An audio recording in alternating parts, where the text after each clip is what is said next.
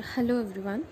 Last video में हमने combination reaction और डिकम्पोजिशन रिएक्शन को डिस्कस किया था। डिकम्पोजिशन रिएक्शन और कॉम्बिनेशन रिएक्शन में हमने देखा था कि ये दोनों रिएक्शंस आपस में एक दूसरे के ऑपोजिट होते हैं। डिकम्पोजिशन रिएक्शन के आगे फर्दर टाइप्स है, जिसमें से हमने एक टाइप डिस्कस कर ली थी, दैट वाज थर्मल डिकम्पोजिशन। तो बेसिकली डिकम्पोजिशन रिएक्शन की तीन टाइप्स होती हैं। First is thermal, second is electrolytic and third is photolytic. तो थर्मल डिकम्पोजिशन में हमने किया था कि जब भी कोई रिएक्टेंट हीट के कारण ब्रेक होता है एंड मल्टीपल प्रोडक्ट्स में चेंज हो जाता है, उसको हम बोलते हैं थर्मल डिकम्पोजिशन। और इसमें हमने एक्टिविटी भी डिस्कस की थी 1.6, जिसमें हमने लेड नाइट्रेट को हीट किया था एंड हीट करने से लेड नाइट्रेट ब्रेक हो गया था और उसमें से हमें क्या क्या प्रोडक्ट्स मिले थे, लेड ऑक्साइड, नाइट्रोजन डाइऑक्साइड और oxygen. So that was an example of thermal decomposition. आज हम नेक्स्ट टाइप डिस्कस करेंगे डिकम्पोजिशन की, विच इज़ इलेक्ट्रोलिटिक डिकम्पोजिशन। तो इलेक्ट्रोलिटिक डिकम्पोजिशन में क्या होगा कि जब भी जो रिएक्टेंट है वो इलेक्ट्रिसिटी के कारण ब्रेक हो रहा है, उसको हम इलेक्ट्रोलिटिक डिकम्पोजिशन बोल देंगे। So let's start with activity 1.7. Take a plastic mug, drill 2 holes at its base and fit rubber stoppers in these holes. Insert carbon electrodes in these rubber stoppers as shown in the figure. तो आप figure में देख सकते हो, हमने एक plastic का मग लेना है, उसके नीचे हमने 2 होल्स बना देने हैं एंड उन होल्स के बेस पे हमने ये होल्स बनाने हैं और वहाँ पे हमने रबर स्टॉपर्स लगा देने हैं। और इन रबर स्टॉपर्स में हमने 2 कार्बन की इलेक्ट्रोड्स को इंसर्ट कर देना है। इलेक्ट्रोड्स बेसिकली क्या होती हैं, एक तरह के टर्मिनल्स होते हैं जहाँ से जो इलेक्ट्रिक करंट है वो एंटर या लीव करता है, जो भी हमने उसके साथ बैटरी वगैरह या सेल वगैरह जो भी अटैच किया। Connect these electrodes to a 6 volt battery. इन दोनों इलेक्ट्रोड्स को हमने 6 वोल्ट की बैटरी के साथ कनेक्ट कर देना है। तो बेसिकली जो 6 वोल्ट बैटरी में से जो भी करंट आएगा वो इन इलेक्ट्रोड्स के थ्रू एंटर या लीव करेगा। Fill the mug with water such that the electrodes are immersed. Add a few drops of dilute sulfuric acid to the water. तो हमने अब ये जो मग है प्लास्टिक वाला, इसको वाटर के साथ फिल कर देना है और इतना फिल कर देना है कि ये जो इलेक्ट्रोड्स है ये प्रॉपरली उसमें इमर्स हो जाए, उसमें डिप हो जाए। एंड देन हमने डाइल्यूट सल्फ्यूरिक एसिड की कुछ ड्रॉप्स इस वाटर में ऐड कर देनी है। डाइल्यूट सल्फ्यूरिक एसिड का मतलब कि हम प्योर फॉर्म में सल्फ्यूरिक एसिड नहीं ले रहे, उसको डाइल्यूट करके हम यूज़ कर रहे हैं। Take 2 test tubes filled with water and invert them over the 2 carbon electrodes. अब हमने 2 टेस्ट ट्यूब्स लेनी है और उनको इन्वर्ट कर देना है। जो कार्बन के हमने इलेक्ट्रोड्स लिए हैं उन दोनों के ऊपर एक एक टेस्ट ट्यूब को हमने इन्वर्ट कर देना है। Switch on the current and leave the operators undisturb for some time. अब हमने क्या किया कि जो करंट है उसको हमने पास करना स्टार्ट कर दिया वाटर में से और थोड़ी देर के लिए इस पूरे ऑपरेटर्स को अनडिस्टर्ब रहने दिया। You will observe the formation of bubbles at both the electrodes. तो कुछ टाइम के बाद हम ऑब्जर्व करेंगे कि जो हमने इलेक्ट्रोड्स के ऊपर टेस्ट ट्यूब्स रखी थी उनमें हमें थोड़े से बबल्स दिखाई देंगे। These bubbles displace water in the test tubes. In bubbles के कारण जो टेस्ट ट्यूब्स में वाटर है वो मिसमैच हो जाएगा, एक टेस्ट ट्यूब में थोड़ा ज़्यादा हो जाएगा, एक टेस्ट ट्यूब में थोड़ा सा कम हो जाएगा। Is the volume of the gas collected the same in both the test tubes. So first question हमारे पास आ जाता है कि जो गैस का वॉल्यूम है दोनों टेस्ट ट्यूब्स में वो सेम है। तो इसमें हम बबल्स देख लेंगे कि जो बबल्स है वो दोनों टेस्ट ट्यूब्स में सेम आ रहे हैं कि नहीं आ रहे। तो वो दोनों टेस्ट ट्यूब्स में जो बबल्स होंगे वो सेम नहीं आएंगे। अब अगर हम फिगर में देखें तो जो एनोड वाला टर्मिनल है, इलेक्ट्रोड जहाँ पे नीचे एनोड लिखा हुआ है, उस टेस्ट ट्यूब में हमारे पास ऑक्सीजन गैस आएगी और जो कैथोड वाला जो टर्मिनल है उस टेस्ट ट्यूब में हमारे पास हाइड्रोजन गैस फॉर्म होगी। तो जो हाइड्रोजन गैस है उसका वॉल्यूम डबल होगा देन ऑक्सीजन गैस।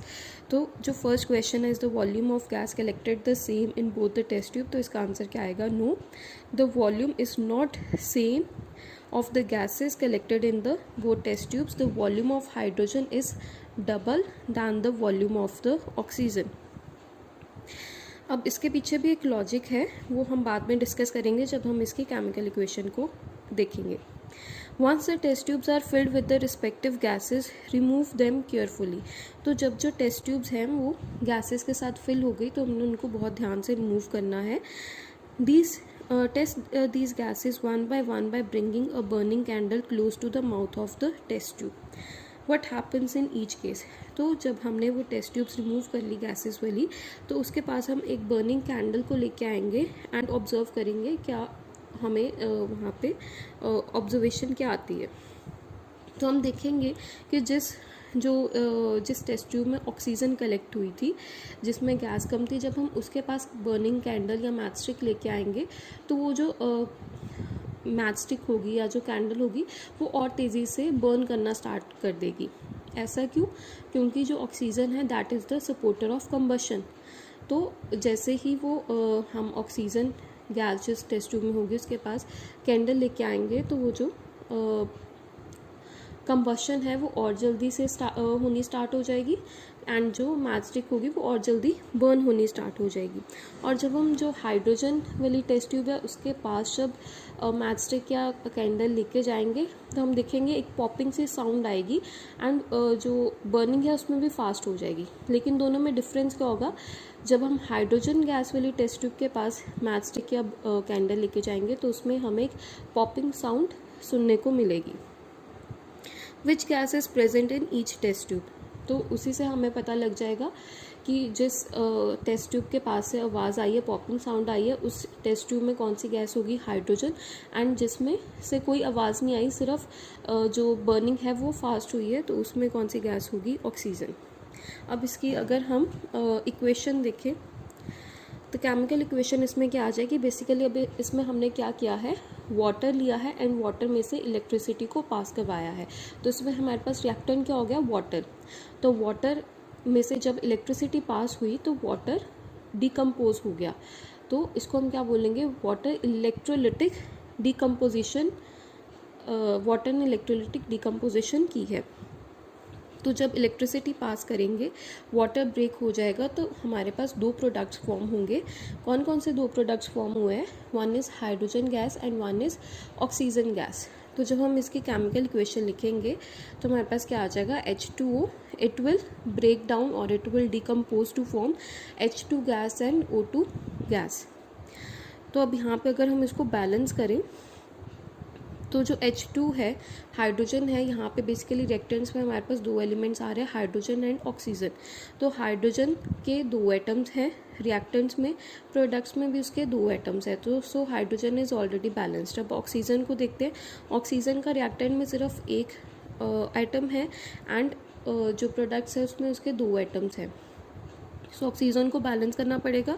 तो इसके लिए हम रिएक्टेंट्स में वाटर के आगे क्या लगा देंगे? 2। कोफिशिएंट में क्या लगा देंगे? 2। तो अब यहाँ पे ऑक्सीजन दोनों साइड बैलेंस हो गया। रिएक्टेंट में भी दो ऑक्सीजन हो गए एंड प्रोडक्ट्स में भी दो ऑक्सीजन हो गए। लेकिन अब अगर हम इसको वेरीफाई करें तो हमारे पास क्या आ गया?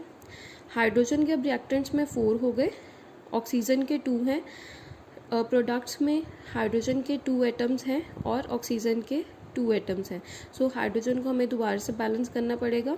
तो इसको बैलेंस करने के लिए हम क्या करेंगे? प्रोडक्ट्स में हाइड्रोजन के आगे कोफिशिएंट में लगा देंगे 2। So now are both elements are balanced.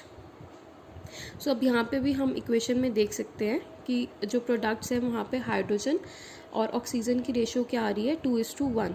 So hydrogen हमारे पास डबल अमाउंट में प्रेजेंट है as we compare it with oxygen.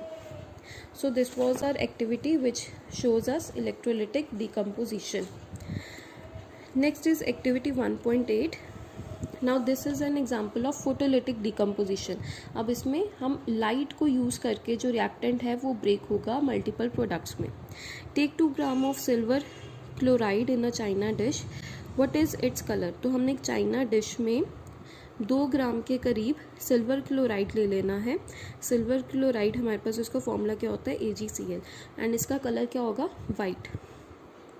Place this china dish in sunlight for some time. अब हमने इस चाइना डिश को जो सिल्वर क्लोराइड लिया है उसको हमने थोड़ी देर के लिए सनलाइट में रख देना है। Observe the colour of the silver chloride after some time. तो जब हम इसका कुछ देर के बाद कलर देखेंगे तो उसका कलर जो होगा वो चेंज हो जाएगा, वाइट से कौन से कलर में चेंज हो जाएगा, ग्रे कलर में. You will see that the white colour silver chloride turns grey in sunlight. This is due to the decomposition of silver chloride into silver and chlorine by the light. तो अब क्या होगा कि उसका जो colour है वो वाइट से ग्रे में चेंज हो जाएगा. और ये क्यों हुआ? क्योंकि जो सिल्वर क्लोराइड है उसकी डिकम्पोजिशन हो गई, वो ब्रेक हो गया. और ब्रेक कौन से दो प्रोडक्ट्स में हुआ? सिल्वर अलग हो गया और क्लोरीन अलग हो गया. सो बेसिकली इसमें क्लोरीन गैस फॉर्म होगी हमारे पास. सो इसकी केमिकल रिएक्शन देख लेते हैं. 2AgCl which is in solid form, when we will keep it in sunlight it will break down and will give us two products, one is silver and one is chloride. So silver chloride का formula क्या आएगा? AgCl. Silver का formula क्या होता है हमारे पास? Ag. And chlorine का formula क्या होता है क्लोरीन गैस का? It is Cl2.